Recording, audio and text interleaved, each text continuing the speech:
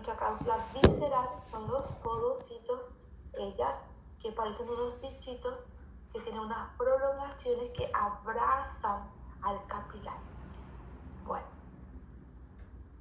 ¿cómo se forma este glomérulo? Este glomérulo se forma a partir, porque es un ovillo de capilar, se forma a partir de todos estos segmentos. Entonces la arteria renal va a segmentarse, va a convertirse en arteria segmentaria, interlobar, arcuata, interlobular, aferente, y a partir de ahí se convierte en glomerular. Después de la glomerular se convierte en arteria eferente y luego le da el origen a las venas. Entonces ya sabemos las patologías, cómo vamos a estudiar las patologías del glomérulo y las patologías del túbulo intersticial, ¿sí? Por separado.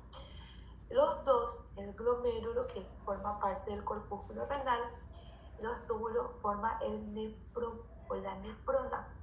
Entonces, aquí ustedes pueden observar que solamente los glomérulos nosotros encontramos en la corteza, aquí en la corteza, nunca encontramos en la médula. ¿Qué pasa con la corteza? La corteza tiene unas proyecciones que se llaman columnas de Bertin, entonces allí sí podemos encontrar algunos glomérulos, ¿sí? Que son la continuación de la corteza. Luego tenemos la médula, que tiene una forma piramidal, y el vértice de la médula nosotros conocemos como papila. La papila va a desembocar aquí en los cálices menores y a partir de ahí nosotros tenemos urotelio. Bueno, entonces aquí volvemos otra vez a observar lo que es nuestra nefrona, observamos mejor lo que es nuestro glomérulo, hacemos en mayor para poder observar, sabemos que está formado por las células, los capilares, las células endoteliales que van a formar el capilar, y estas células endoteliales sí o sí deben descansar sobre una membrana basal. Toda célula descansa sobre una membrana basal cuando hablamos de células. Entonces, a partir de aquí tenemos a los podocitos que van a abrazar al capilar.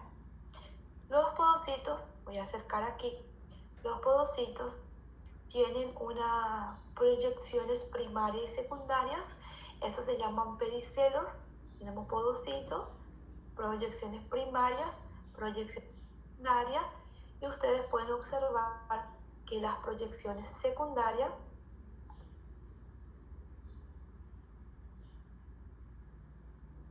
las proyecciones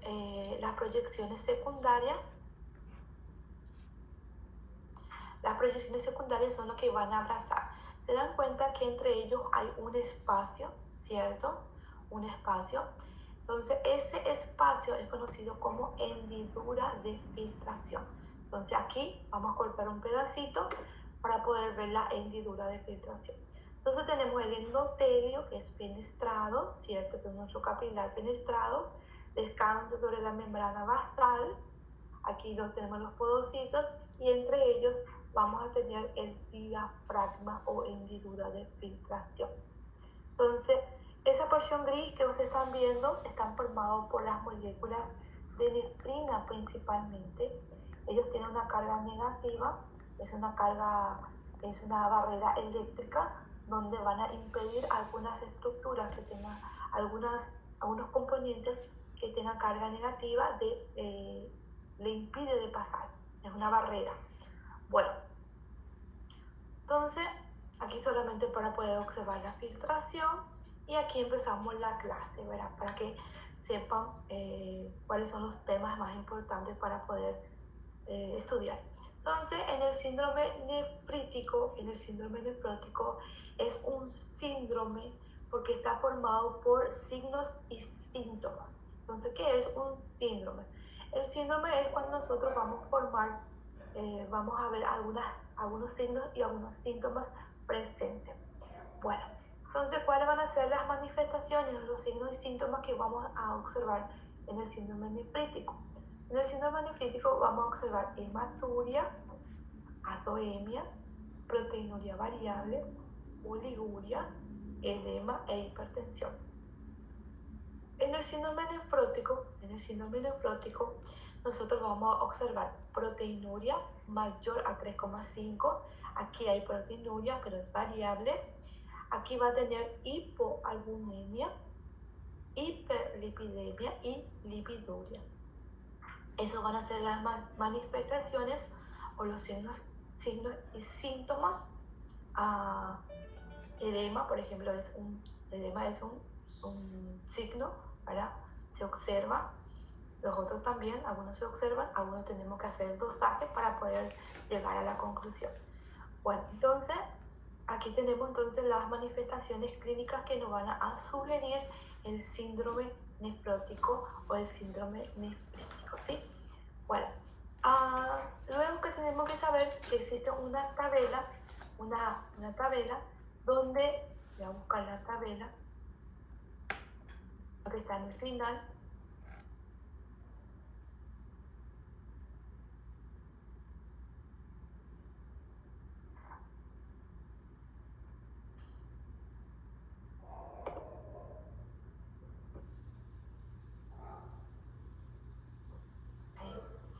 Donde el síndrome es causado por ciertas patologías. Entonces, en el síndrome nefrítico está dada principalmente, está dada por la patología, la más frecuente sería la glomerulopatía postinfecciosa. Entonces, estoy viendo hematuria, estoy viendo edema, estoy viendo algunos signos y síntomas, entonces yo puedo concluir que es un síndrome nefrótico y puedo pensar en las dos patologías más frecuentes, ¿sí? Entre ellas tenemos la glomerulonefritis postinfecciosa, esa sería la causa más frecuente, y la rápidamente progresiva. La rápidamente progresiva se considera como síndrome nefrítico. Luego tenemos en el síndrome nefrótico, formamos el síndrome nefrótico por los signos y síntomas, y posteriormente nos preguntamos cuáles son las patologías que van a causar el síndrome nefrótico. Entonces, enfermedad de cambios mínimos, glomerulopatía focal y segmentaria, tenemos enfermedad de depósito, son ellas que nos van a causar el síndrome nefrótico, ¿sí? Bueno, aquí arriba, esta sería la tabla que ustedes deben saber, deben reconocer, pero aquí voy a hablar cada uno de ellos, ¿sí? Bueno, ustedes saben que todo proceso inflamatorio, va a empezar todo proceso inflamatorio va a empezar con una lesión, ¿verdad? Esa lesión es causada por diferentes tipos de agentes. Aquí, en el síndrome nefrítico y nefrótico, esos agentes pueden venir principalmente de bacterias, ¿sí? De bacterias, o simplemente pueden ser reacciones inmunitarias en nuestro cuerpo. Ambos, tanto por la entrada de bacterias que van a descomponerse, van a quedarse detritos de su parte de las células, van a formar sustancias exógenas. Entonces, esos son los que van a desencadenar una respuesta. Entonces tenemos, ¿cuál sería la respuesta? La respuesta sería la formación de los inmunocomplejos. Entonces tenemos los inmunocomplejos. Un inmunocomplejo debe estar formado por una sustancia que puede ser exógena o endógena, ¿cierto? Y luego tenemos los anticuerpos, antígenos y anticuerpos. Los anticuerpos son producidos por la célula plasmática. Estoy marcando aquí los anticuerpos, ¿sí?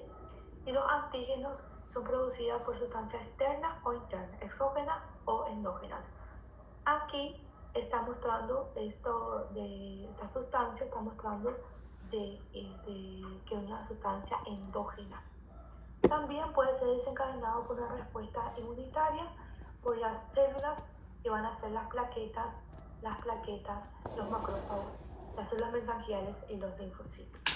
Entonces, si tienen que saber cuáles son el concepto del síndrome nefrítico, síndrome nefrótico, tienen que saber cuáles son las manifestaciones clínicas del síndrome nefrótico y nefrítico.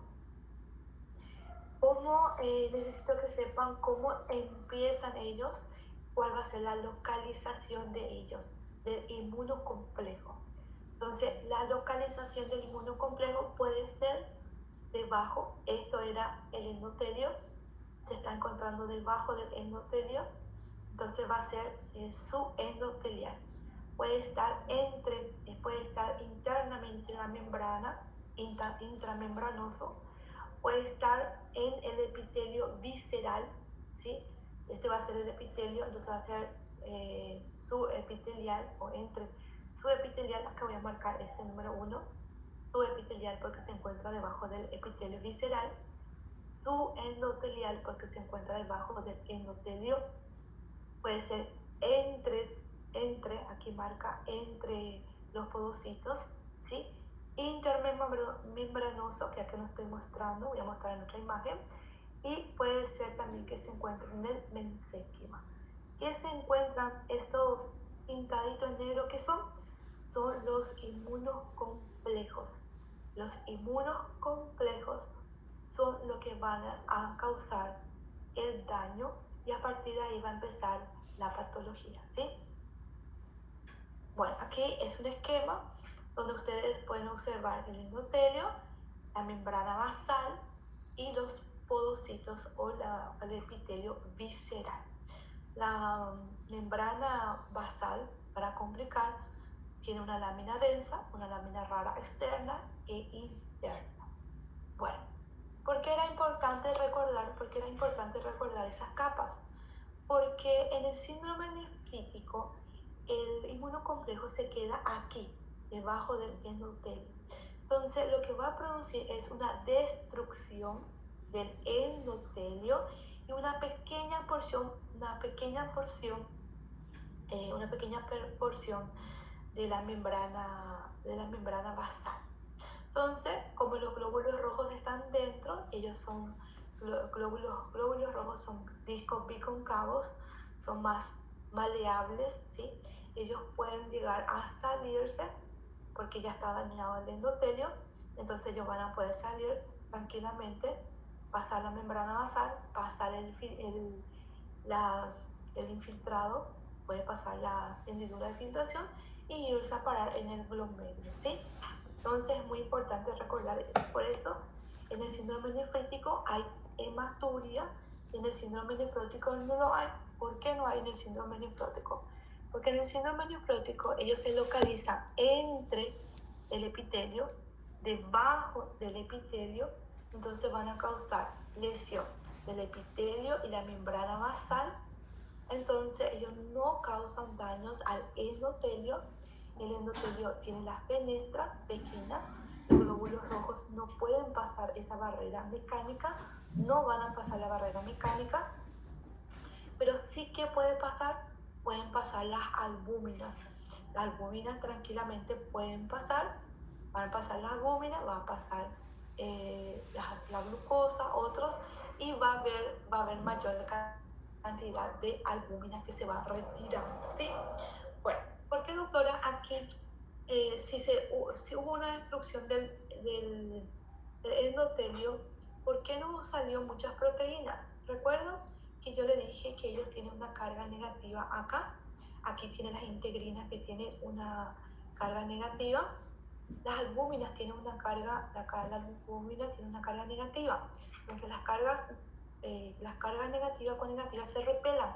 Le impide pasar la barrera eléctrica por causa de su carga. Aunque es más pequeñita, no puede pasar porque hay una barrera aquí, una barrera que le impide, ¿sí? Le impide. Por eso, cuando salen los glóbulos rojos, cuando pueden salir los glóbulos rojos, hay una lesión aquí, pueden salir los glóbulos rojos al intersticio, que sería, al espacio urinario o espacio de Bowman, se pueden salir aquí. Entonces ellos salen con los glóbulos rojos las proteínas, por eso son proteínas variables. Bueno, seguimos. Sim? Eu tenho uma dúvida, porque eu estava lendo antes, aí estava vendo a questão das diferenças entre as síndromes nefróticas e nefrítica. No caso da insuficiência renal crônica, eu posso caracterizar Não. ela dentro de uma das duas, da nefrótico ou nefrítico, ou não? No. Tá. Ya después, viste que es, el libro, si te das cuenta, el libro dice que, el libro te dice que, cuáles son las patologías y cítalo. Las patologías que van a causar síndrome nefrítico, las patologías que van a causar síndrome nefrótico, ¿sí? Sim, La insuficiencia, me dijiste, renal crónica. isso. Insuficiencia. La insuficiencia renal crónica refiere que el riñón es insuficiente porque hay una destrucción. Nosotros no sabemos si la destrucción fue una pielonefritis crónica, por ejemplo. Tá. Então, no caso, ela não entra em nenhuma das duas, não é isso? Ninguna la duda. Tá, Ninguna la duda. obrigada. Entonces, esas son las más frecuentes. Tá, obrigada. Bueno, lo que yo necesito que ustedes aprendan es que empieza con una lesión, ¿sí?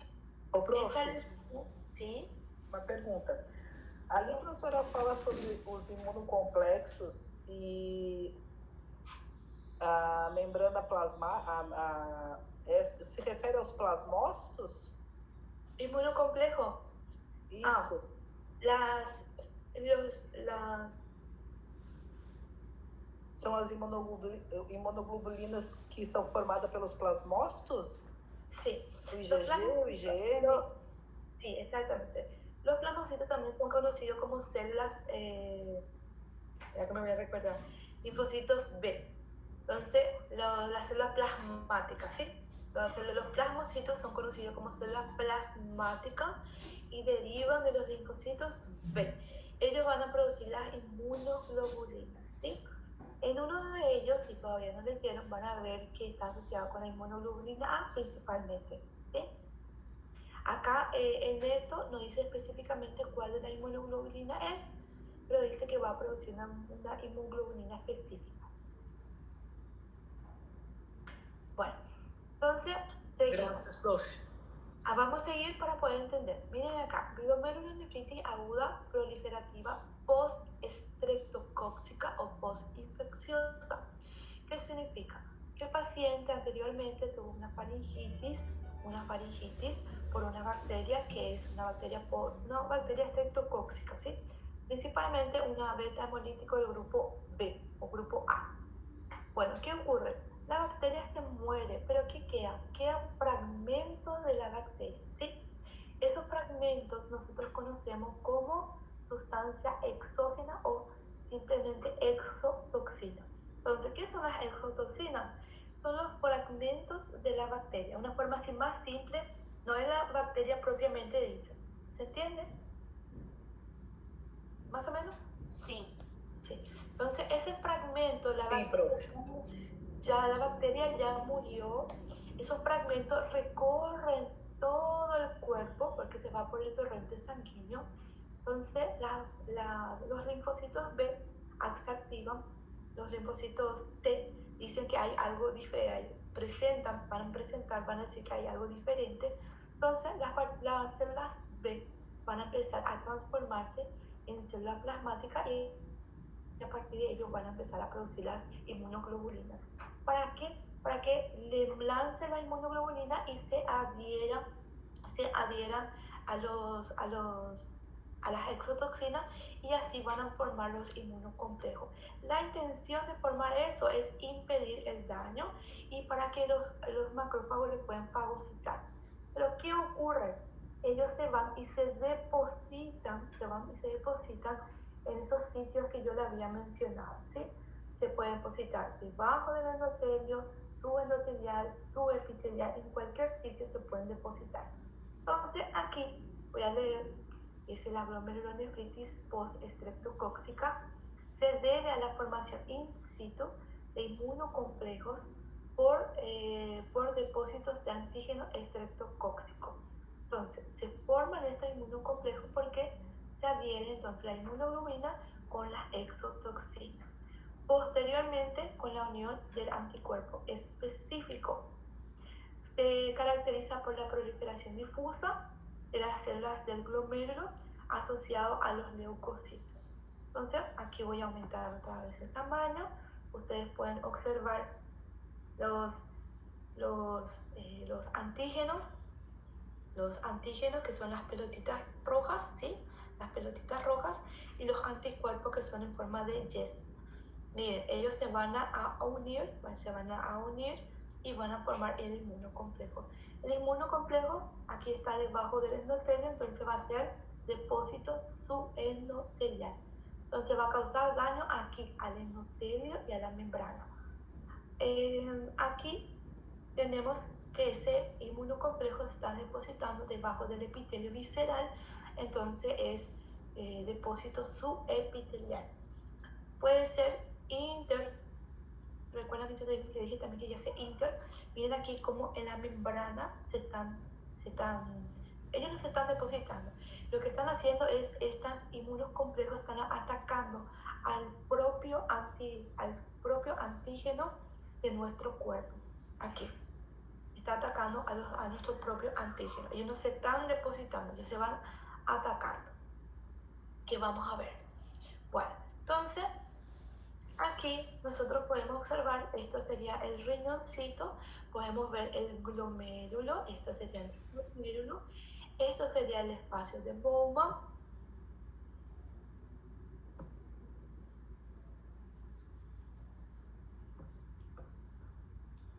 esto sería el espacio de Bowman, ¿cierto?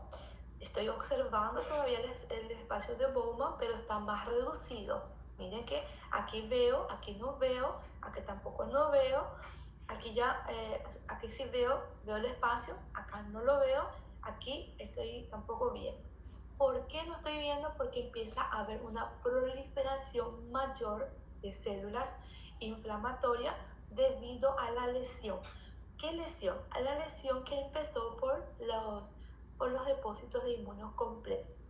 Por fuera, por fuera van a estar los túbulos, como ustedes pueden observar. Bueno, ustedes saben que aquí el glomérulo es el encargado de hacer la filtración. Si está empezando a cerrarse el espacio de Bowman, ¿ustedes creen que la filtración va a ser mayor o va a ser menor? Voy a admitirle última vez a las personas que están entrando, señores, y después ya no voy a admitir más porque me traban, ¿sí? Voy a admitir aquí último. Si pueden entrar, le avisan si pueden entrar de una vez los chicos.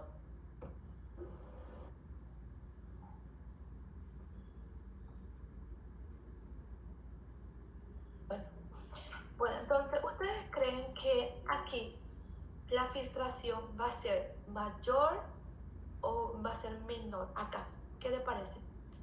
¿La producción del filtrado glomerular va a ser mayor o menor? Vai ser menor. Muy bien. Si es menor, va a producir entonces una disminución de la producción de orina. Ese es primera característica de síndrome nefrítico, oliguria, ¿cierto? Oliguria. Entonces, ¿qué también pasa si hay una destrucción? No podemos ver aquí, pero si hay una destrucción de... ¿Sí? Tem aluno que está dizendo que já tentou entrar 2 vezes e ainda não conseguiu. Não foi aceito. Decirle que intente agora. Vou ligar para avisar para ele entrar agora. Ele mandou mensagem dizendo que já tentou 2 vezes e não conseguiu. Bueno, decirle que ahora entra. Ó, a professora pediu para você entrar agora. Tente aí, para ela aceitar.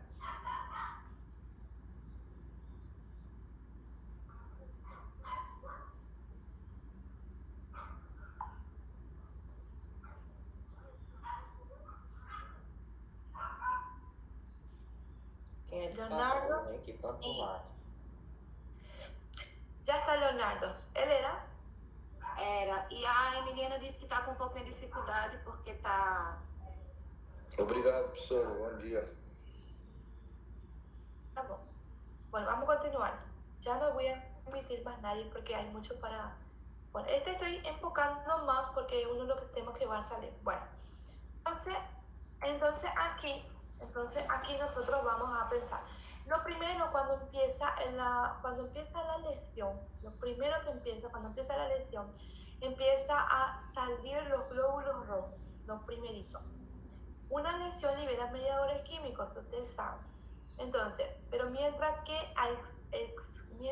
ocurre el reclutamiento de las células, los glóbulos rojos ya están aprovechando y están saliendo. Salen los glóbulos rojos, ¿sí? Luego, ese reclutamiento va a hacer que lleguen mayores cantidades de células inflamatorias. Entonces, a partir de ahí, que llegan a células inflamatorias, esto queda más ancho, ¿sí? Hay una hipercelular glomerular que empieza a crecer, a quedarse más grande, tanto el glomérulo como el mesanquio, y empieza a disminuir. Entonces, le pregunté aquí qué ocurría, si había una menor o mayor filtración. Una menor, me dijeron. Entonces hay oliguria. Si hay oliguria, ¿qué pasa con la urea, creatinina, los otros metabolitos que tiene que desechar el riñón, que tienen que desechar el riñoncito? ¿Qué pasa? Se retienen, ¿verdad? Eso nosotros conocemos como señores, Ayamiti, Marta. Entonces, ¿qué pasaba? ¿Qué decía? ¿Qué pasaba con si hay menos orina, menos producción? Entonces los metabolitos, la urea, creatinina, se quedan, no pueden filtrarse, se quedan en la sangre. ¿Cómo van a estar en la sangre la urea y la creatinina? ¿Disminuido o aumentado? Aumentada. Muy bien, y eso nosotros conocemos como azoemia. Entonces, aquí tenemos azoemia. También había dicho que con la hematuria, ¿verdad? Con los glóbulos rojos que salen las albúminas, por eso hay una proteinuria variable. Aquí hay el riñoncito detecta que está filtrando menos, entonces activa el sistema renina-angiotensina-aldosterona para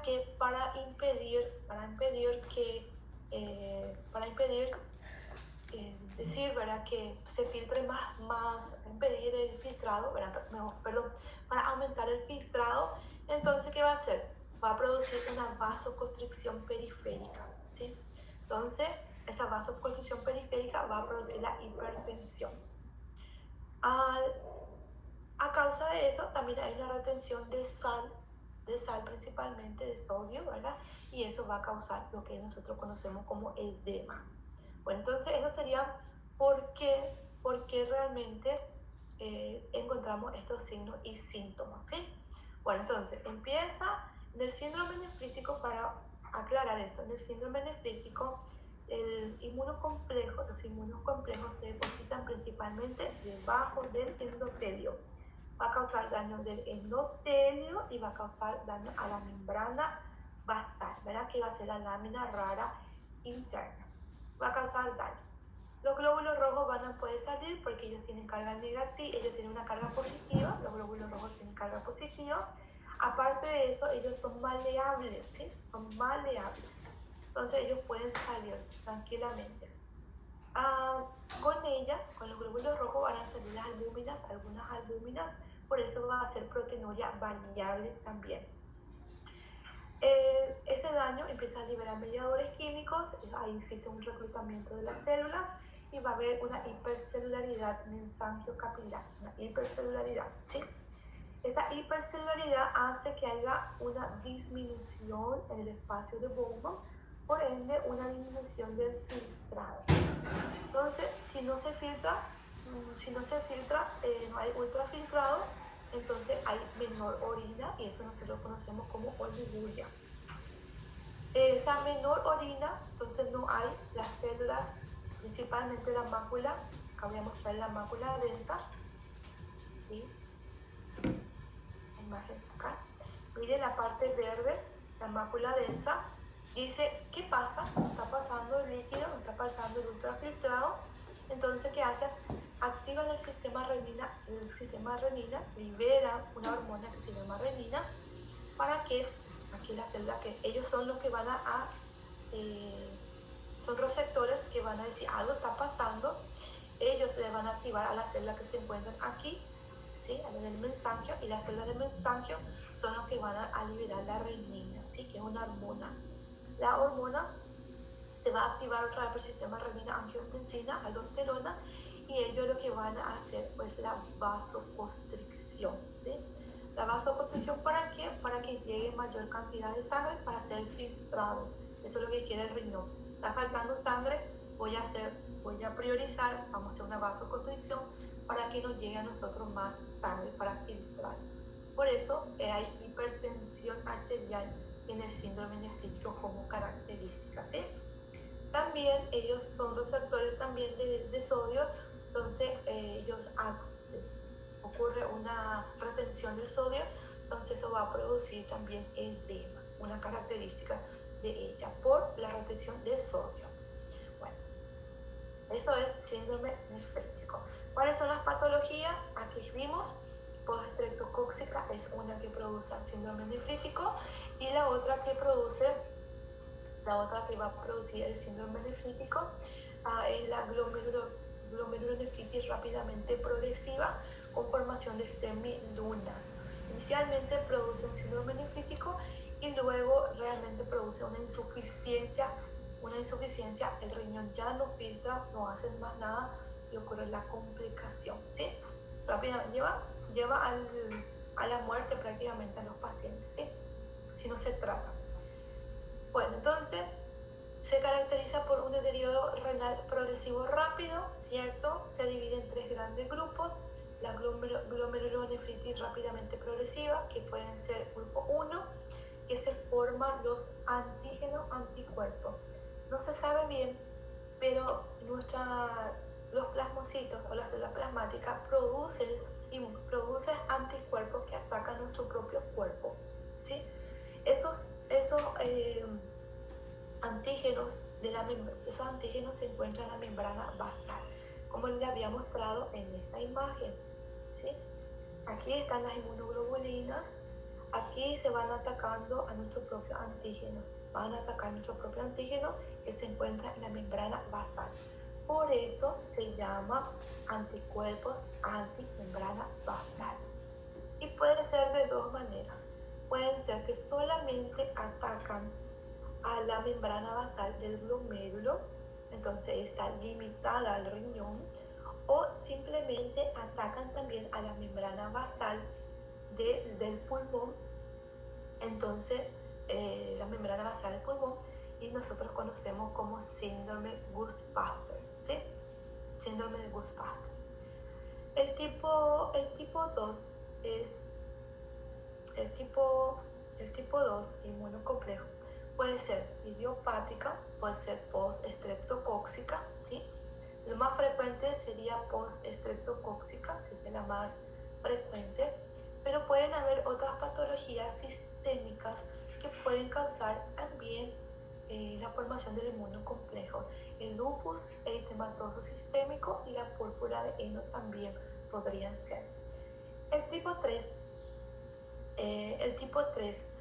no es Paucini inmunitaria, dice que no encuentran la causa, no saben si es por inmunoglobulina o por inmunocomplejo, no saben cuál sería en este caso, ¿sí?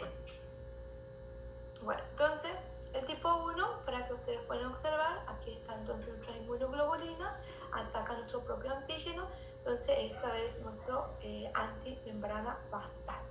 Entonces, esto sí necesito que ustedes sepan. Tipo 1, ¿cuál sería? Y el porcentaje. Quiero que sepan el porcentaje y el motivo prácticamente se desconoce, como les dije.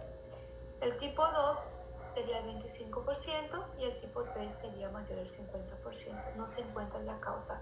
Solamente se sabe que hay los signos y los síntomas, que hay un deterioro rápido, pero la causa específicamente no sabe. Bueno, entonces aquí tengo mi antígeno, que es el rojito, el anticuerpo que está en forma de yes, y podemos observar que se encuentra debajo, aquí está mostrando que se encuentra debajo del endotelio. Entonces se va a formar entonces los gránulos, ¿sí? Los acúmulos, gránulos o acúmulos subendoteliales. El daño va a estar en el endotelio y en la membrana basal.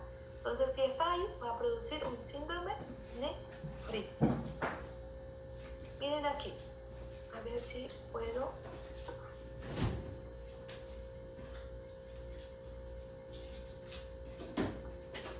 bueno, se dan cuenta que en esta imagen puedo ver dos colores. Esta porción sería mi glomérulo y esta porción sería mi cápsula de mi espacio, mi cápsula de Bowman, ¿sí? Espacio. Aquí sería mi espacio. ¿Se dan cuenta que hay dos colores? El espacio urinario está totalmente ocupado. ¿Ustedes creen que se va a producir la filtración ahí? ¿Sí o no? ¿Quién participa? No. Bueno, si no hay filtrado, no hay orina. Si no hay orina o si hay una disminución, porque hay otros glomérulos que están trabajando, que no sabemos, pero estos glomérulos no están trabajando. Entonces, aquí para mí hay una anuria, ¿sí? Una anuria de mi paciente. Si es que están todos así, hay una anuria. Si hay una anuria, entonces no hay desecho de urea, proteína, ácido úrico, entonces van a estar todo aumentado en la sangre. Eso nosotros conocemos como azoemia, ¿sí? Eso va a causar alta activación del sistema renina-angiotensina, que va a producir la hipertensión. También va a retener el sodio, produciendo el delma. Me marca aquí para marcar con una técnica especial. ¿Qué ocurre en el síndrome nefrótico? En el síndrome nefrótico recuerden que no había hematuria. ¿Recuerdan? En el síndrome nefrótico no había hematuria. Vamos a observar aquí. Entonces, en el síndrome nefrótico va a estar entre el pedicelo, entre los pedicelos del podocito. Las prolongaciones secundarias se llaman pedicelos. Entonces, entre ellos van a estar los inmunocomplejos o pueden ser debajo de él. Si está debajo del pedicelo, del podocito, se llama subepitelial, ¿sí? Bueno, va a causar entonces daño. Aquí, una de las enfermedades que van a causar el síndrome nefrótico es enfermedad de cambios mínimos. Se caracteriza por el borramiento difuso de las prolongaciones de las células epiteliales viscerales, que son los podocitos, en los glomérulos, ¿sí? Como es leve, es muy leve, no hay un borramiento nomás, entonces los signos y síntomas son pocos o nada. Se utiliza corticoide y prácticamente cede la enfermedad. En la glomerulopatía membranosa también va a producir un síndrome nefrótico. Aquí, específicamente, entonces el azul es nuestras células epitelial y donde se encuentra el inmunocomplejo debajo de él. Miren cómo está debajo de él. Entonces, ¿qué va a producir entonces? Una destrucción tanto del epitelio, ¿cierto? Visceral, como de la membrana basal. Entonces, aquí esto es lo que va a ocurrir. Entonces, los glóbulos rojos no pueden salir. ¿Por qué? Porque no hay una lesión, los poros están normales. La membrana basal está destruida, miren aquí, y los podocitos también están destruidos. Entonces, una barrera eléctrica ya no está presente. ¿Qué pasa entonces cuando hay una destrucción así? Entonces, las proteínas que tienen una carga negativa, pesan 80 kilodalton de una carga negativa, se quedan chiquititos. 80 kilodalton significa que ellos pueden pasar este poro. Y la carga negativa le impedía pasar, pero como está destruida, empiezan a salir. Entonces van saliendo las proteínas. Si empiezan a salir las proteínas en la orina, entonces nosotros vamos a vamos a poder decir que las proteínas están aumentadas en la orina. ¿Cómo nosotros conocemos eso? Cuando las proteínas están aumentadas en la orina. Proteinuria. Proteinuria masiva mayor a 3,5, espero encontrar, ¿cierto? Entonces, vamos aquí, donde está haciendo proteinuria mayor a 3,5 gramos de silucho. Bueno, si sale mucha proteína en la orina, ¿cómo está la proteína en la sangre? En el torrente sanguíneo, ¿está aumentado o está disminuido? Reduzida. Por eso nosotros vamos a tener hipoalbuminemia, ¿sí? Bueno, ¿Qué pasa? Entonces el hígado, ustedes saben que el hígado es el que produce la albúmina, ¿cierto? Entonces el hígado también tiene, capta, tiene receptores donde dice, está pasando algo aquí. ¿Por qué hay una disminución de la albúmina? Vamos a producir entonces proteínas. Pero el hígado no sabe producir solamente proteínas, una forma de decir. Entonces el hígado lo que va a producir es lipoproteína. ¿Sí? Eso es lo que va a producir el hígado, lipoproteínas.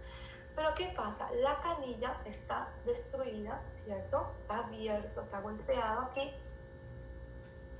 Entonces, ¿qué va a producir? Va a producir lipoproteína. Entonces, aquí está destruido. Entonces, aunque el hígado como compensación produzca más albúminas y más proteínas y más lipoproteínas, ¿qué va a pasar? Como está destruido aquí, va a salir, ahora no solamente va a salir albúmina, sino también va a salir ¿qué? Lípidos, porque el hígado empezó a producir tanto albúminas como lípidos. Entonces salen muchos lípidos y eso nosotros conocemos como lipiduria, ¿sí? Bueno, ¿qué más me falta para explicarle? ¿Cuál es el otro? ¿Sí, no?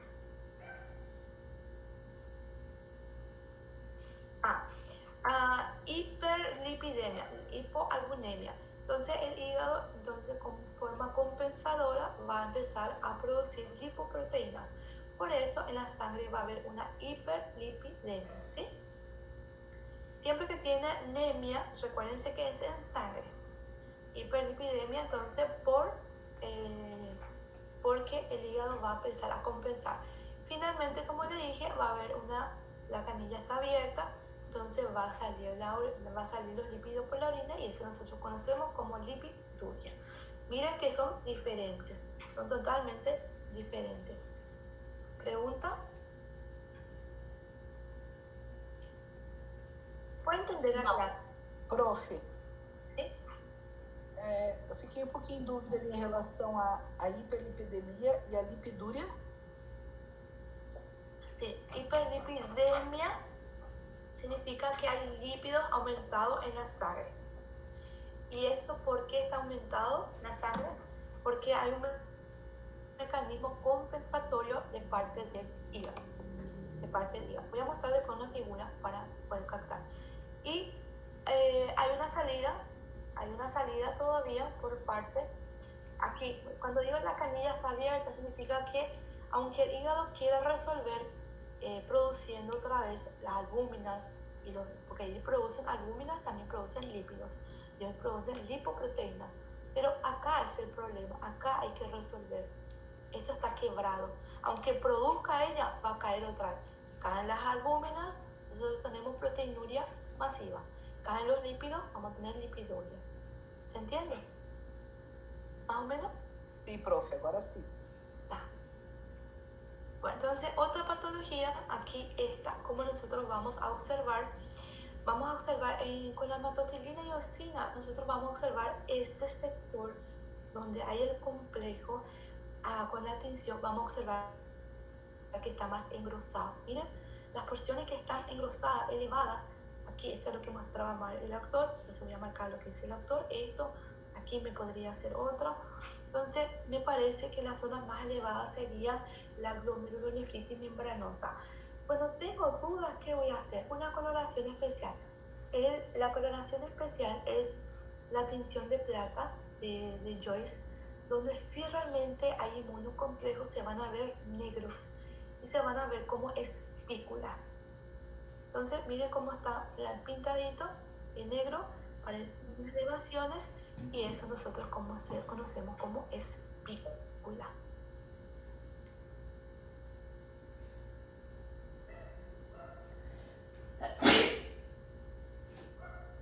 Bueno, siguiente.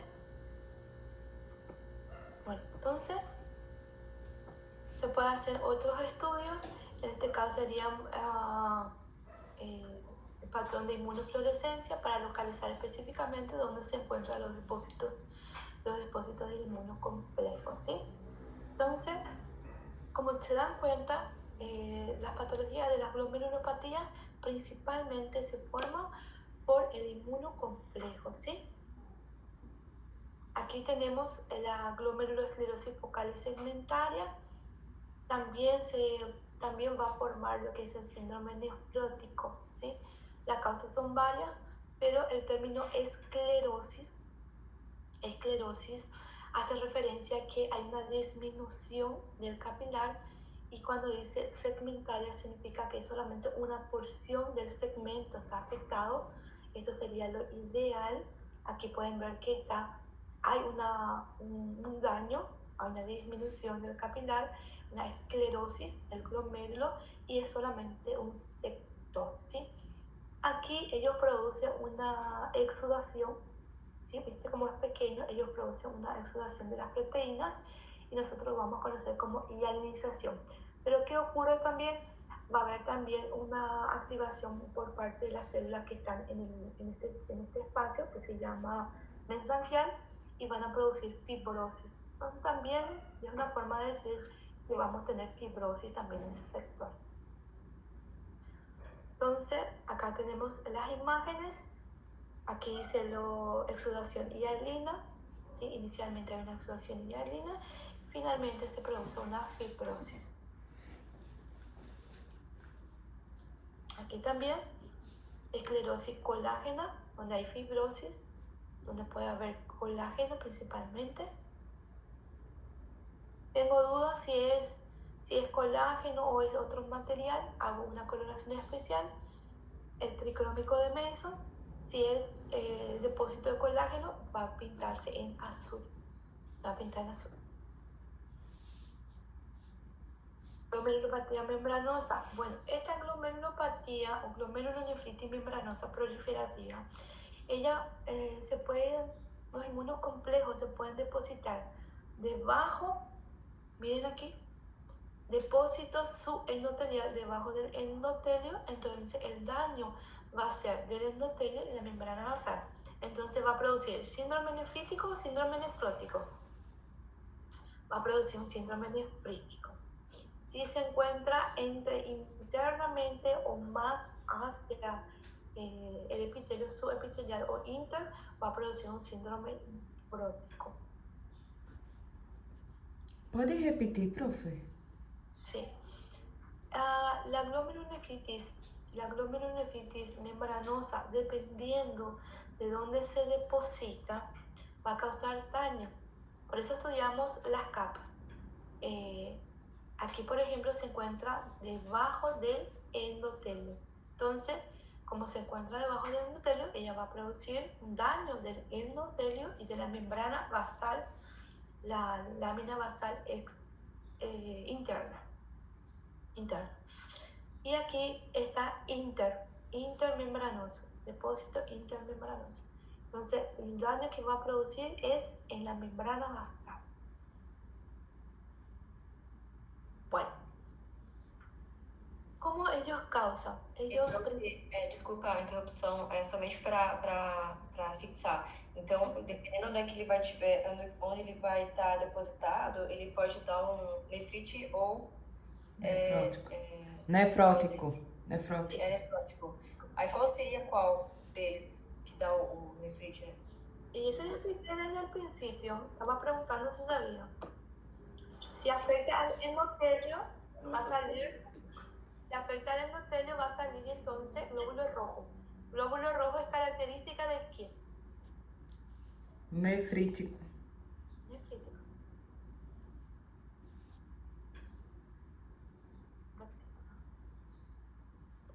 Ahora quiero mostrarles. Voy a hacer una comparación para que ustedes puedan observar.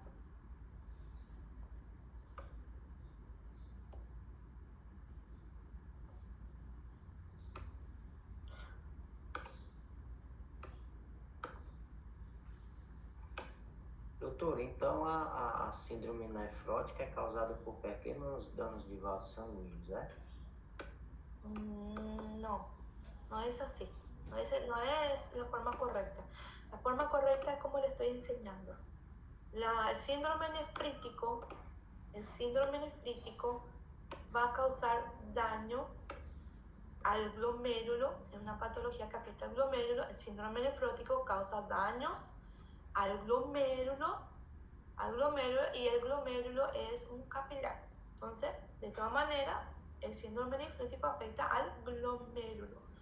¿Por qué uno tiene hematuria y el otro no tiene? Eso estuve explicando paso por paso. Y empecé con las capas. Fui explicando con las capas.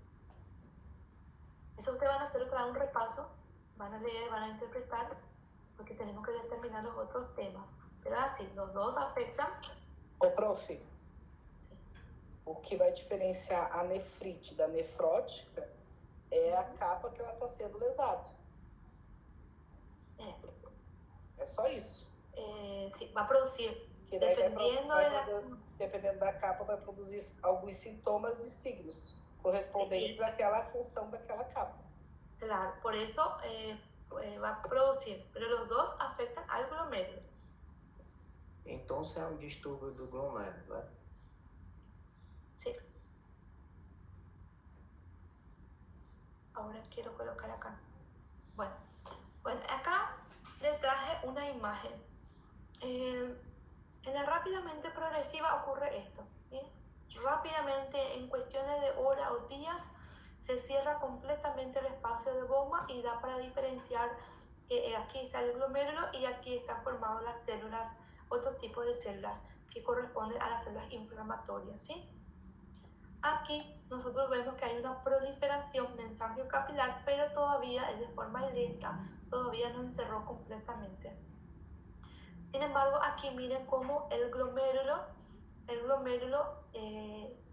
creció porque hay una proliferación tanto en el mensangio como en el capilar, y el espacio urinario está ocupado. Entonces yo puedo realmente diferenciar perfectamente esto, la formación de semiluna, y esto puedo separar, ¿sí? Entonces, en la formación de media luna, no sé si me pueden seguir, pero miren cómo el aspecto que tiene una media luna. No sé si puedo escribir, voy a ver si puedo escribir acá.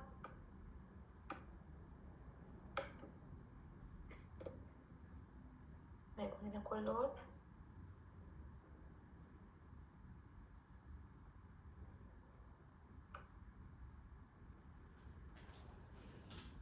Ahí le estoy dibujando.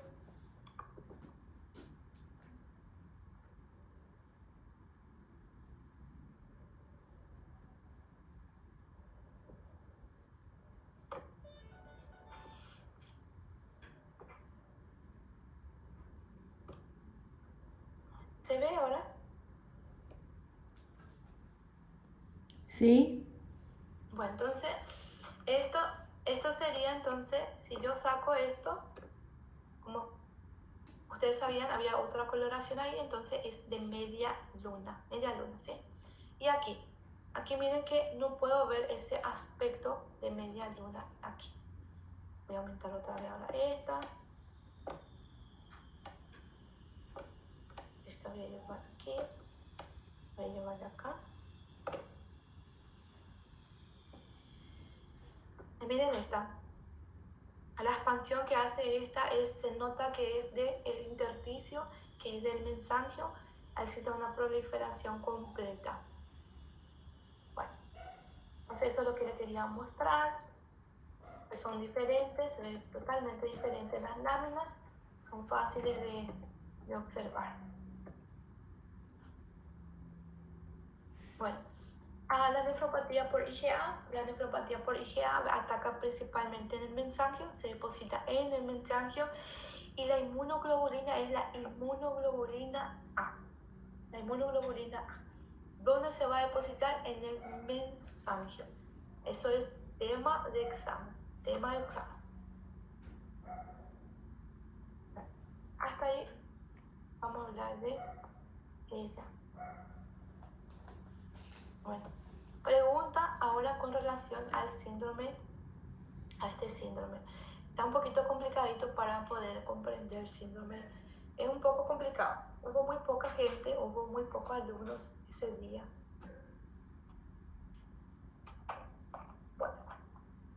Bueno, como resumen, entonces nosotros hablamos de patologías glomerulares. Las patologías glomerulares son causadas, hablamos de patologías glomerulares, que son varias patologías, de los cuales van a haber dos tipos de síndrome, el síndrome nefrítico y el síndrome nefrótico. Ellos se caracterizan porque tienen diferentes signos y síntomas, por decir, me olvidé decirle, en el síndrome nefrótico, no está ahí, pero en el síndrome nefrótico va a causar un edema generalizado, eso deben saber. Entonces en el síndrome nefrótico va a causar un edema generalizado. ¿Por qué? Porque hay una pérdida masiva de la albúmina, y la albúmina es la encargada de producir el equilibrio interno, ¿sí? Entonces, pregunta del examen: si hay edema o no hay edema en el síndrome nefrótico. Si hay edema, y es un edema generalizado debido a la pérdida de las albúminas, y ellos son las encargadas de producir la hemostasia, de producir el equilibrio interno.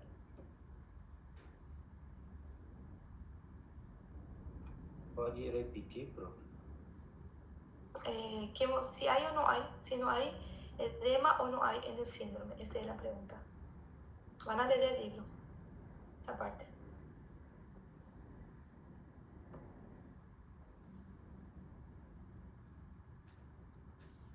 Que são causadas de produzir equilíbrios internos, né, profe? No, esa es la explicación, esa es la explicación. Lo que necesito que ustedes sepan, Tá, si hay o se no hay tem edema, edema. certo. Sí, pero si en el síndrome nefrótico hay o no hay edema, ¿y cómo es el edema? Si es un edema localizado o es un edema grande, es un edema generalizado, no es focal. Voy a abrir aquí.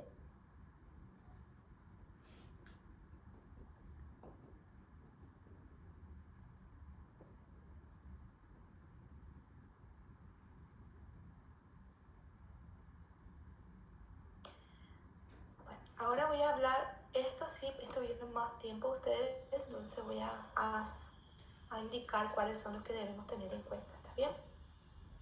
Bueno.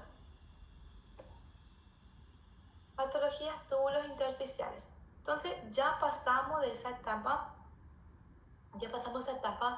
donde hablamos solamente del glomérulo y las patologías que van a producir, ¿sí? Entonces a partir de ahora vamos a hablar de otro detalle importante que quiero que ustedes recuerden, que existen patologías sistémicas, aunque creo que dije patología sistémica, que va a causar también. Entre ellos tenemos lupus, la diabetes, el lupus, diabetes, que van a poder causar el síndrome, pero son sistémicas y son menos frecuentes. Bueno, patologías tubulointersticiales. Entonces, las patologías tubulointersticiales, no olvidamos del glomérulo, pensamos a partir de ahora solamente del túbulo y del intersticio. Entonces, ¿cómo está formado? ¿Cómo son los componentes? ¿Cuáles son los componentes del intersticio? El intersticio está formado principalmente por los vasos sanguíneos, fibroblastos y fibra de colágeno.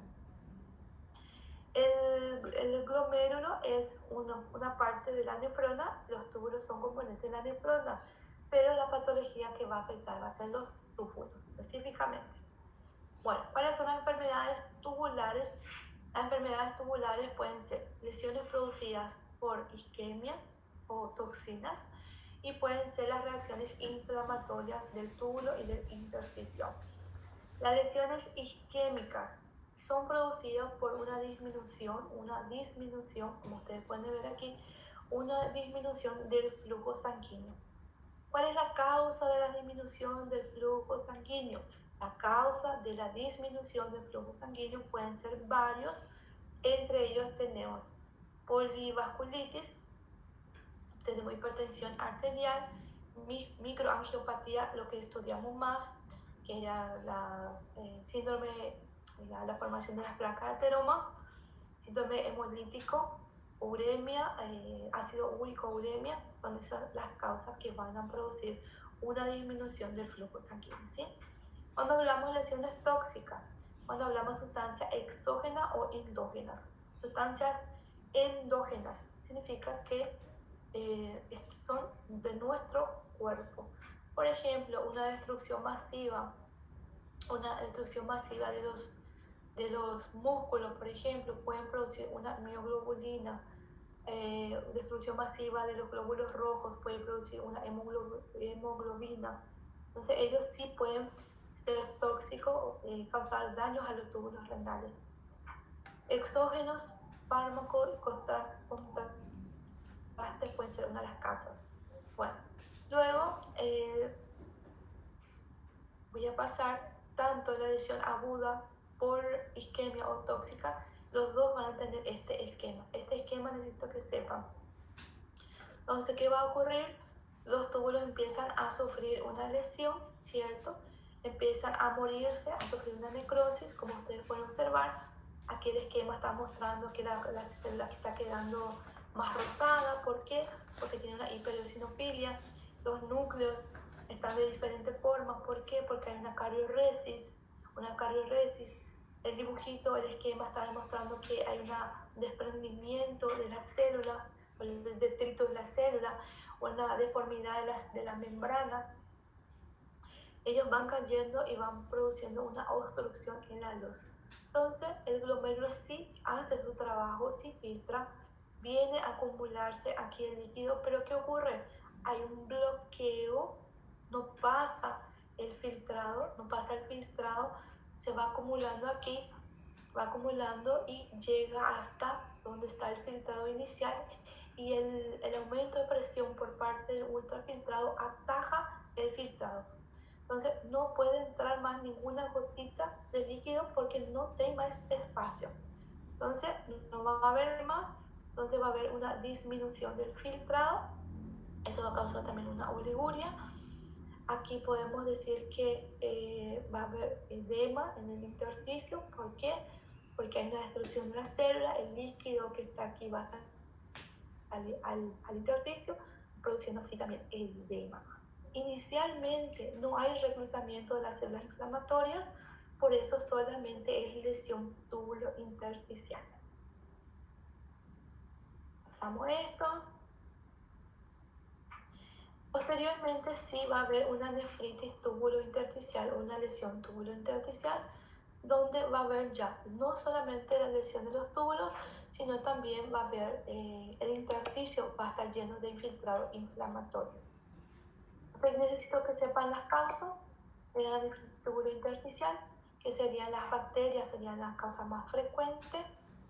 Puede ser causado por virus o por fármaco, pero la causa más frecuente es bacteria. Bueno, pielonefritis, necesito que sepan el concepto de pielonefritis. Entonces la pielonefritis es un trastorno que afecta al túbulo, al intersticio y a la pelvis renal, a él afecta, ¿sí? Inicialmente va a producir una insuficiencia, una pielonefritis crónica, va a producir una insuficiencia renal crónica, una insuficiencia renal crónica. ¿Por qué? Porque finalmente, voy a retroceder aquí, finalmente el glomérulo va a también sufrir una destrucción del glomérulo como último estadio.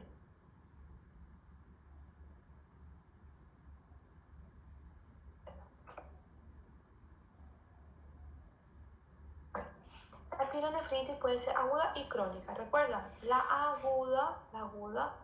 causa más frecuente de la pielonefritis aguda es bacteriana y está relacionada con la ITU, ¿sí? Con un proceso inflamatorio del tracto urinario bajo. ¿Cuáles son las vías que pueden causar? ¿Cómo llega la bacteria al riñoncito? Esa sería la pregunta. ¿Cómo llega? Entonces hay dos vías. Una vía se llama ascendente, que es de ITU, ¿verdad? Y la otra vía es hematógena, que puede entrar por la sangre, por cualquier otro, por la piel, por la encía, pero entra en el torrente sanguíneo por otra vía y llega finalmente al riñoncito, ¿sí? Entonces, ¿cuáles son las vías donde las bacterias ascienden? Entonces tenemos aquí las vías. Vamos a pasar. Complicaciones. Complicaciones de una pielonefritis aguda, porque están en las crónicas también. La aguda es la necrosis papilar, la pionefrosis y los abscesos periprénicos. ¿Qué significa pionefrosis? Pus. ¿Dónde va a estar el pus? En los cálices, ¿sí? Entonces, pionefrosis es pus en los cálices. ¿Cuáles son las dos causas de la pielonefritis crónica? El concepto de pielonefritis crónica, las dos causas de pielonefritis crónica, que puede ser obstructiva o por asociado al reflujo. La obstructiva, quiero saber cuál es la causa más frecuente de obstructiva, ¿sí? Bueno, la obstructiva puede ser por cálculo, que es el principal. Voy a mirar acá, podemos ver los cálculos, pero pueden ser también por tumores. Puede ser por un tumor benigno, un tumor maligno, puede ser por una obstrucción, por una destrucción de las papilas, ¿sí? Una destrucción de las papilas pueden producir una necrosis papilar, puede ser por un tumor externo, puede ser por el embarazo. Entonces hay varias causas que pueden producir una obstrucción, ¿sí? Obstrucciones internas, obstrucciones externas. La interna, la causa más frecuente es los cálculos. La estenosis también es una causa. ¿Y cuál es la complicación de la crónica? Dilatación de la pelvis renal. Eso es lo principal para nosotros. ¿Cuál es la complicación más frecuente? La complicación es la formación de la hidronefrosis, ¿sí? Hola. Já respondeu, professora, graças. Bueno, entonces la pielonefritis crónica avanza, como ustedes pueden ver aquí. La pielonefritis crónica avanza. ¿Por qué avanzó? ¿Por qué se formó una pielonefritis? Por causa del reflujo. El reflujo, en esta imagen, el patólogo dice que la causa fue un reflujo, no fue un cálculo. ¿Pero qué llevó como consecuencia? Una hidronefrosis secundaria. Una hidronefrosis sería su complicación. Aquí podríamos decir que podría ser un cálculo. Eso sería lo normal.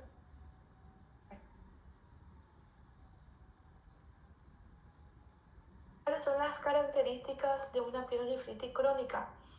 Bueno, hay destrucción, es irreversible el daño, ¿cierto? Como dije, como consecuencia de la crónica, lo que va macroscópicamente es la dilatación de la pelvis. Internamente va a haber una afectación de los túbulos. ¿Qué va a pasar con los túbulos? Los túbulos van a quedarse más pequeños, van a estar atrofiados con una sustancia eosinófila interna. El epitelio va a estar, bueno, es dilatación, va a haber una atrofia, una disminución del calibre, ¿cierto? Los epitelios van a estar aplanados y van a tener una sustancia eosinófila interna. Eso nosotros conocemos como tiroidización. Entonces, tiroidización es una característica de la aguda o de la crónica. De la crónica. El infiltrado inflamatorio es a expensa de quién? El infiltrado inflamatorio es a expensa de linfocitos, plasmocitos o células plasmáticas y macrófagos. Ahí tenemos la tiroidización, y aquí tenemos más tiroidizaciones.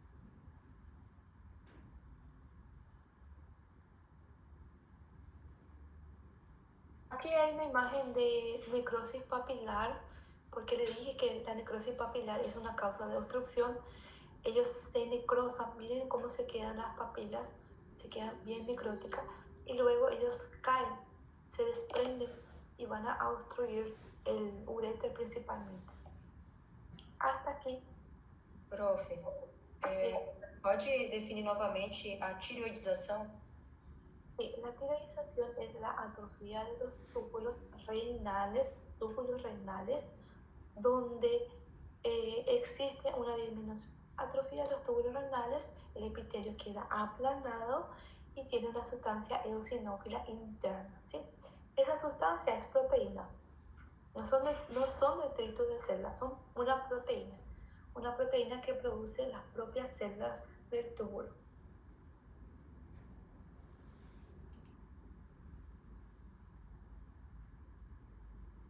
Bueno, vamos para el siguiente.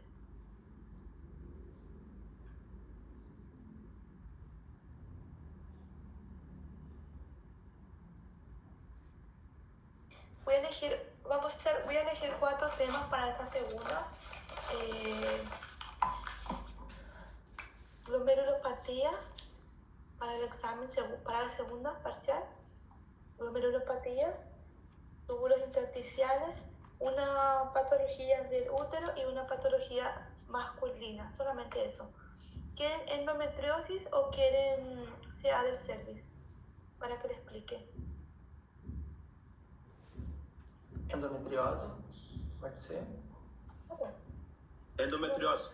Endometriosis. Entonces voy a explicar endometriosis y esa parte. Faz endometriose. Tá bom. Entonces la otra patología vamos a para el examen final. Testiculares, ¿quieren que le explique criptorquidia? Pode ser criptorquidia, prof. Ese capítulo, torsión testicular, tá bom. Esos 4 temas y el resto va a caer para el examen final. Si todos los otros que dimos van a caer para el examen final. El examen final van a tener más tiempo de estudiar. Bueno, 4 temas para el examen parcial, la segunda parcial, ¿sí? Glomerulopatías, porque quiero que estudien bien. Quiero que estudien bien la glomerulopatía. Si es posible, acompañen con el libro, van acompañando el libro para poder entender mejor, ¿sí? Pero las preguntas van a salir del slide. Bueno, compartiendo. As patologias do Rion não vai cair nenhum, então, né? Para P2? Sí, claro que sí. Sí, glomerulopatía y túbulo intersticial es el riñón. Rion também, ok. Claro. Después, lo que no va a salir todavía es malformaciones congénitas. Riñón en herradura, esos. ¿Está bien? Prof, só confirmando, então no caso as malformações congênitas não vão entrar na P2? Perdón, no, pero que No. ya sí.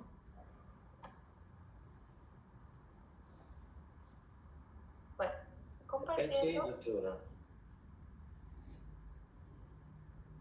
Prof, mas as patologias do Rion que a gente tem aqui descrito seriam os infartos renais, as malformações congênitas, a agnesia renal, os riões ectópicos, erradura, ureteres duplo, esses aí vai cair? E nefropatias quísticas? No, tú no me estás entendiendo. Te estás confundiendo por algo tan pequeño. Pues lo que estoy diciendo que lo que voy a dar en repaso hoy es lo que va a caer. Si yo estoy presentando todo este slide va a caer todo. ¿Hasta dónde expliqué? Si estoy explicando 5 slides, los 5 slides van a caer. Si lo que la forma que me preguntaste creo que no fue muy... Me estás preguntando si no va a caer por patologías del riñón. Y sí, estoy explicando, glomerulopatía pertenece al riñón, túbulo intersticial pertenece al riñón. ¿Se entiende? Bueno, ahora no sé por qué no quiere compartir mi clase. Ya no puedo ver por qué. Ya estoy.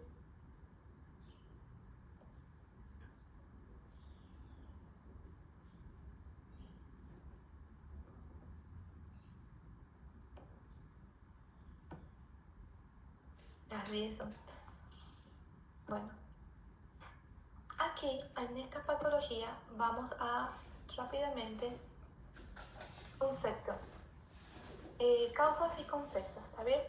Entonces, endometritis, quiero que sepan diferenciar lo que es una endometritis, una endometriosis, una adenomiosis, y todos los conceptos, todas las patologías del endometrio, ¿sí? Entonces van a saber. Entonces, ¿qué es endometritis? ¿Cómo se clasifica? Endometritis es un proceso inflamatorio del endometrio que puede ser aguda o crónica. ¿Cuál es la causa más frecuente de aguda? ¿Cuál es la causa más frecuente de la crónica? ¿O cuáles son sus causas? La aguda dice que es rara, pero está asociado principalmente al aborto, o mejor diciendo, está relacionado a la retención de la placenta, que puede ser un parto espontáneo, normal, pero se quedan restos placentarios, o puede ser un aborto donde quedaron también restos placentarios, ¿está bien? Bueno, luego la crónica es la más frecuente, ¿cierto? La causa más frecuente de la crónica es la EPI, la enfermedad inflamatoria pélvica. Esa es la causa más frecuente. Entonces dice que hay un proceso que puede iniciar en la vagina, inclusive en el cervix, en las trompas, por eso se le dice, o en los ligamentos, por eso se le dice EPI. Bueno, entonces todo ese capítulo, aquí en la endometritis crónica hay una causa, hay una bacteria, o hay algunas personas susceptibles, principalmente lo que van a las mujeres con tuberculosis, que pueden hacer una diseminación miliar y ir a parar entonces los focos de esa bacteria en el endometrio y producir una endometritis crónica granulomatosa. Entonces, de una forma simple, ¿cuál es la causa de una endometritis granulomatosa? La causa más frecuente es tuberculosis. Entonces, ¿quién es nuestro paciente ideal para sospechar? Es una mujer que tenga tuberculosis. Endometriosis. La endometriosis es un tejido ectópico, ¿cierto? Acá no puse las causas, no le puse las... endometriosis es mucho más amplio. Existen teorías, son 5 teorías, de las cuales la que más me gusta a mí es por ingurgitación de las trompas. Esa es la que más me gusta. Pero como no coloqué, no le voy a preguntarle cuáles son las teorías, por qué ocurre esa patología. Puede ser que mañana le lleven la clase para que sepan, pero quiero que sepan en el concepto de endometriosis. Es un tejido ectópico donde el endometrio se encuentra fuera de la cavidad uterina, fuera del cuerpo uterino. ¿Dónde se va a encontrar? En el ovario, que es el sitio más frecuente. Ligamentos uterinos, tabique recto vaginal, fondo de saco de Douglas, peritoneo pélvico, intestino delgado, intestino grueso, apéndice, mucosa del cervix, la mucosa del cervix, la vagina, las trompas uterinas, cicatrices laparotómicas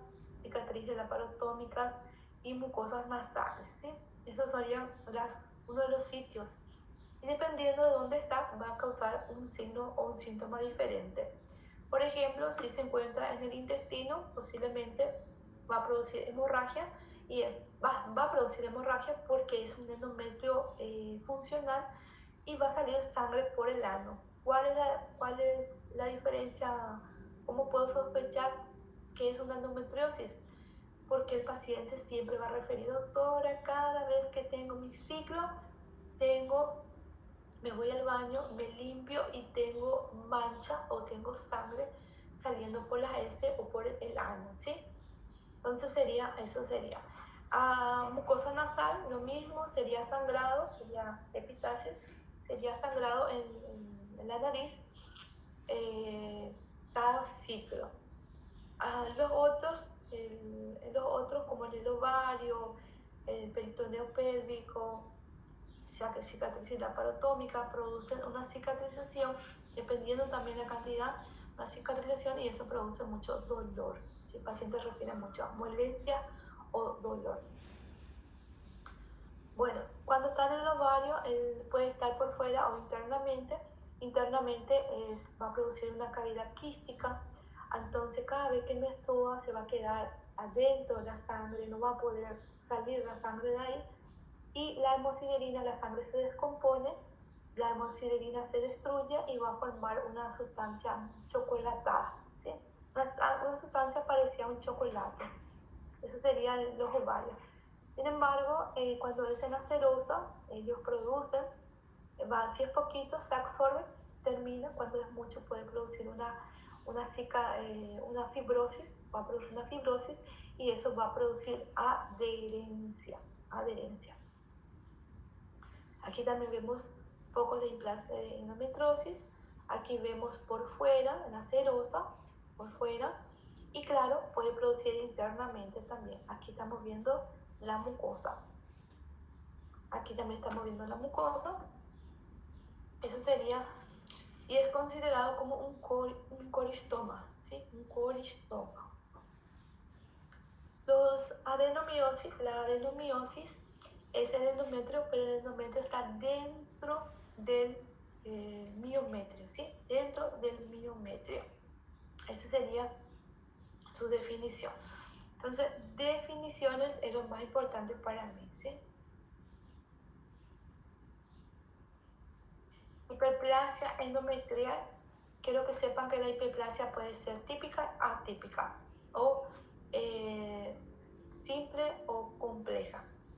¿Cuál es la que va a tener más probabilidad de producir un cambio, llevar a un carcinoma? La hiperplasia atípica compleja, esa es la que va a causar o tiene mayor probabilidad de producir un carcinoma, ¿sí? Se difusa, compleja, hasta la compleja, pólipo no, carcinoma endometrial. Este capítulo quiero que sepan del carcinoma endometrial, solamente eso. Los leiomiomas uterinos, ¿cómo se llaman también los leiomiomas o cómo se llamaban o se llaman los leiomiomas? Fibromas, ¿sí? Entonces este capítulo también necesito que sepan.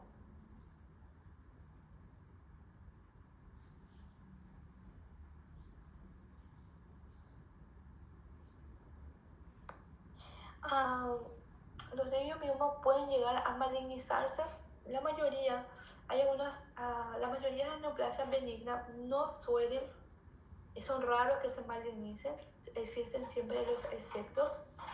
Aquí el leiomioma dice que es raro que se llegue a convertirse en un leiomiosarcoma. Eso va a depender mucho también de la causa, del carcinógeno también, ¿sí? Entonces, hasta ahí, leiomiosarcoma.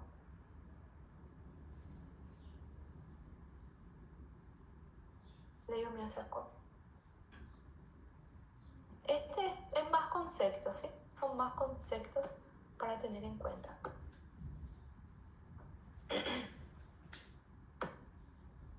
Doutora, fala mais despacito que eu tá falando muito ligeiro, doutor.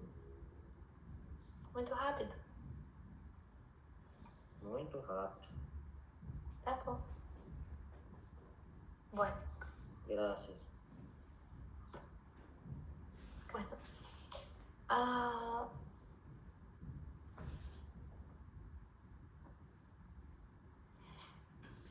Bien.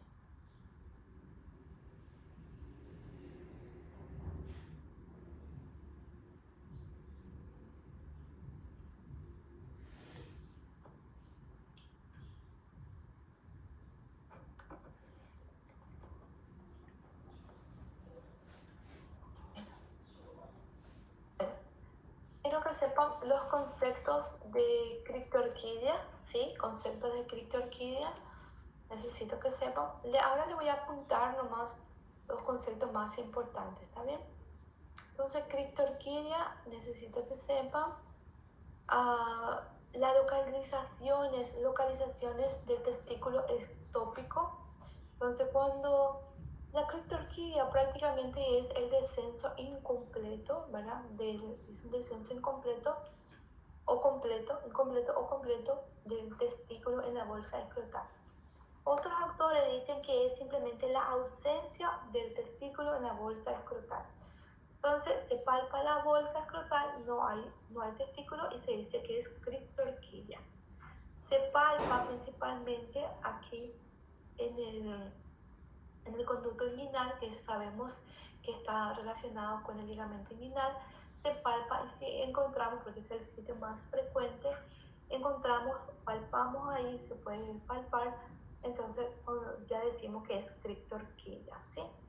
Cuando no está en ese sitio o encontramos en otro sitio como la región femoral, la prepubiana o la subcutánea, decimos entonces que el testículo es un testículo ectópico.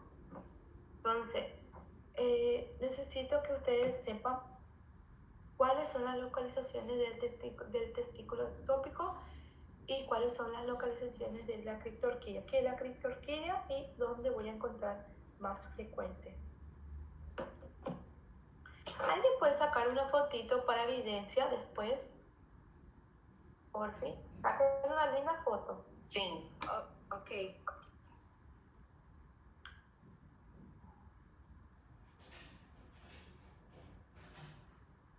¿Se está viendo el slide? No, profe, ahora no. no. No. Espera que salió de mí también.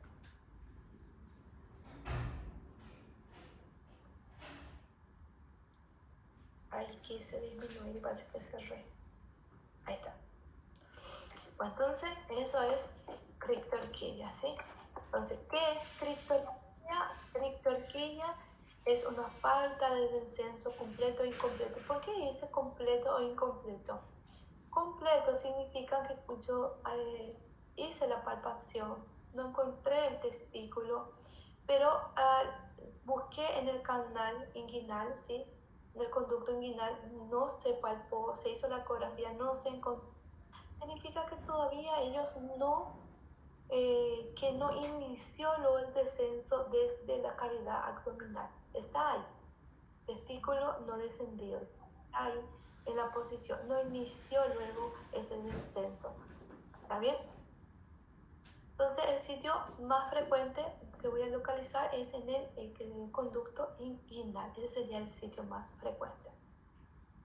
Bueno. Entonces, vamos a ver. Ectopía, ¿cuáles son los sitios más frecuentes? Subcutáneo, pubiana, femoral son los sitios más frecuentes. Bueno, ¿cuál es la consecuencia? ¿Cuál es la consecuencia de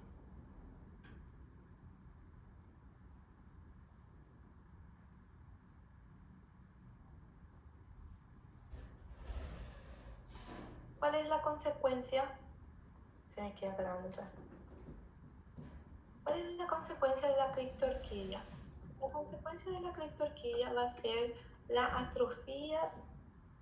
La consecuencia de la criptorquidia va a ser la atrofia del testículo. ¿Cómo yo puedo saber cuáles son las características para decir que este testículo está atrofiado? Entonces voy a tener en cuenta la membrana basal, la cantidad de células que va a estar presente. Entonces, el túbulo seminífero está formado por células germinales. ¿Qué ocurre con las células germinales? Están disminuidas, ¿sí? ¿Qué ocurre con la membrana basal? La membrana basal va a estar engrosada. ¿Qué ocurre con las células de Leydig? Las células de Leydig van a estar aumentadas. Entonces, esas serían las características para que yo pueda decir histológicamente que hay una atrofia.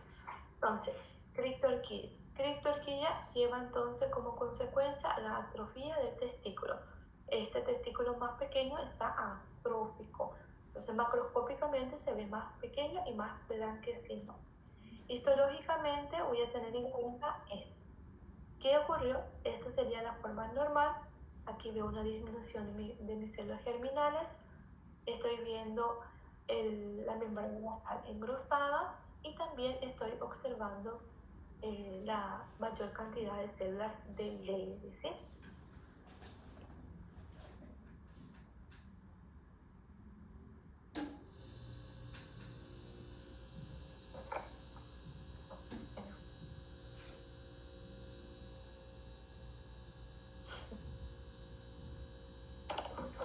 Bueno, está bien.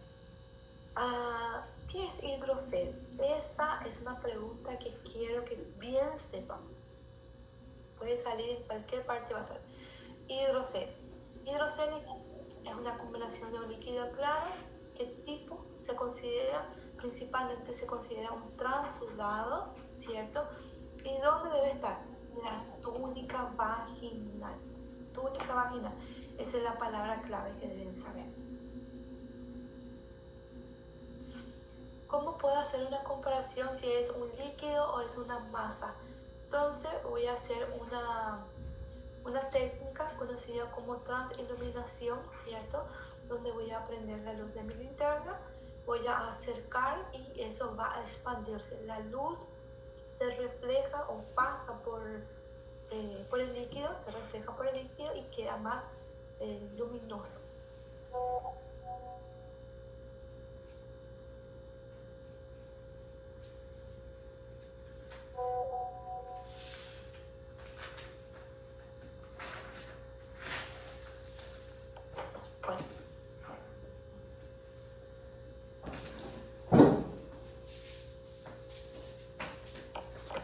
Bueno, a ver, más.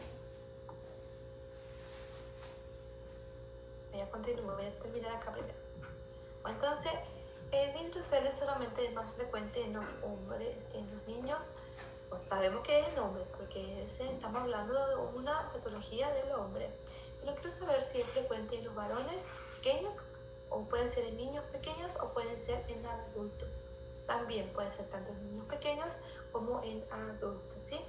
La causa más frecuente asociada en los ancianos o idosos sería una neoplasia, ¿sí?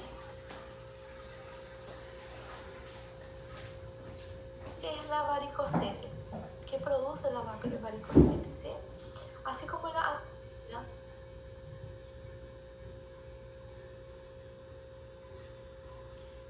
como la atrofia testicular hay una disminución de las células germinales, va a producir esterilidad en los hombres. Recuerden, si no hay células germinales, no hay espermatozoide. Si no hay espermatozoide, no hay bebé. Recuérdense de eso, ¿sí? Bueno, entonces la varicocele también va a producir una infertilidad en los hombres, ¿sí? ¿Por qué se debe? Se debe que la varicocele es la dilatación del plexo venoso. Cuando se dilata, cuando queda más grande, llega mayor cantidad de sangre. Cuando llega mayor cantidad de sangre, queda más caliente. Eso va a inhibir el desarrollo de las células germinales. ¿Está bien? Muy bien, eso tienen que saber. La atrofia es por la pérdida, ¿sí? Por la pérdida. El otro es la inhibición. Epidemitis es un proceso inflamatorio que afecta al epididimo. También va a afectar al testículo. Cuando afecta al testículo se llama orquitis, ¿sí? Bueno, entonces lo que necesito saber cómo llegan, cómo se produce, cómo llegan las bacterias. Llegan las bacterias o con cualquier patología, con cuál patología está asociada, ¿sí? Entonces, está relacionada normalmente a infecciones urinarias, una cistitis, una uretritis, una prostatitis. Entonces va a haber un reflujo prácticamente, un ascenso de las bacterias al testículo, al epididimo y finalmente al testículo.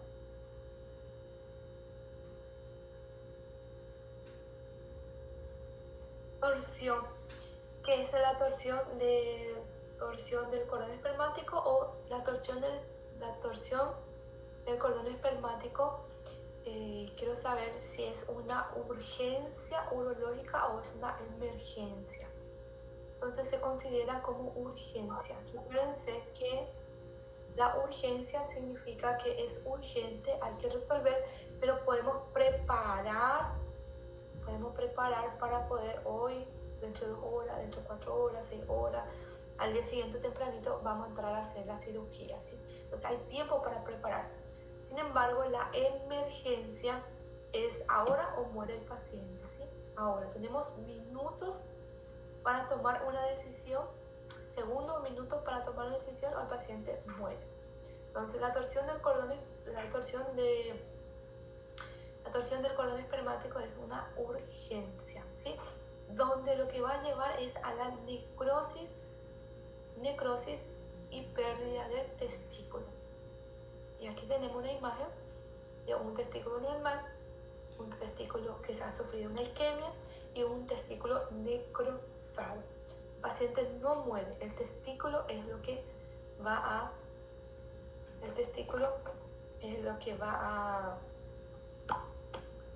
a destruirse, ¿sí? Doutora, volta lá só um pouquinho, por favor. Acá. Mais outro. Primeiro. Aí. Aqui? Não. Aí. Aí. Pronto, obrigado, tá? Saquen fotitos de los capítulos que voy diciendo y eso van a leer, esos capítulos, ¿sí?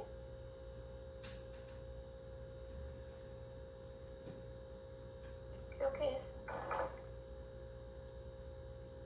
bastante. Bueno, ahora sí, preguntas. Professora, desculpa, pode dizer os assuntos para a prova final ou não? No. El asunto de la prueba final es todo. Todo entra. A da P1 igual o mesmo, né? No entiendo tu pregunta. A prova da final igual o mesmo da prova da P1. Todas las pruebas son similares. Me está preguntando si va a tener falso verdadero.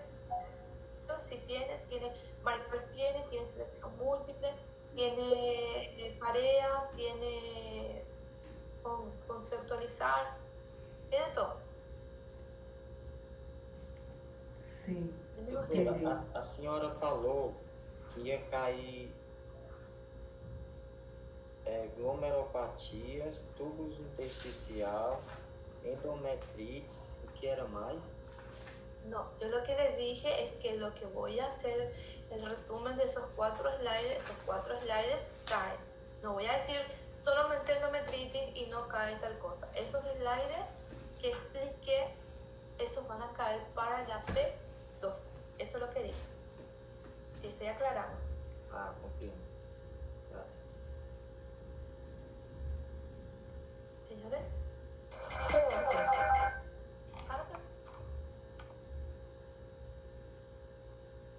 Tengo lesión en la boca y no consigo hablar bien. Solo por eso.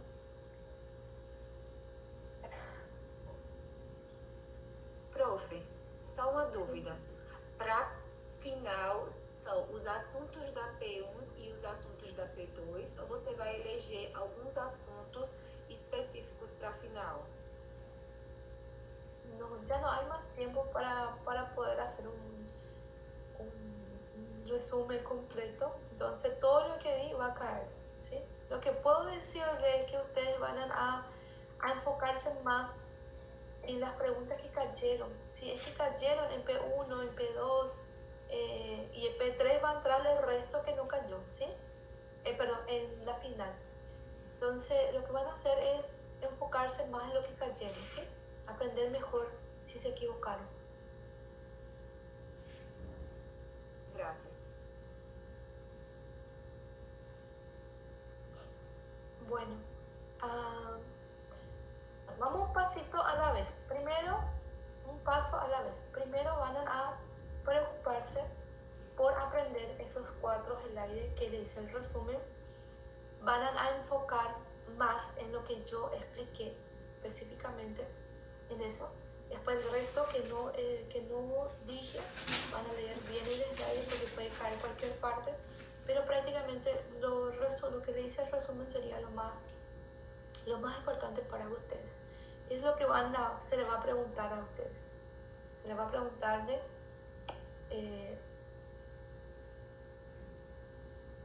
que voy a sacar. Se les va a preguntar a ustedes qué es la endometriosis, por qué ocurre, qué es una adenomiosis, esas cosas es lo que se les va a preguntar, ¿está bien? Bueno, un poquito. Le agradezco mucho. Entonces ya hicimos un repaso de los temas más importantes, más relevantes, y vamos a verlo entonces mañana. Mañana, cualquier pregunta, cualquier duda, mañana, ¿está bien?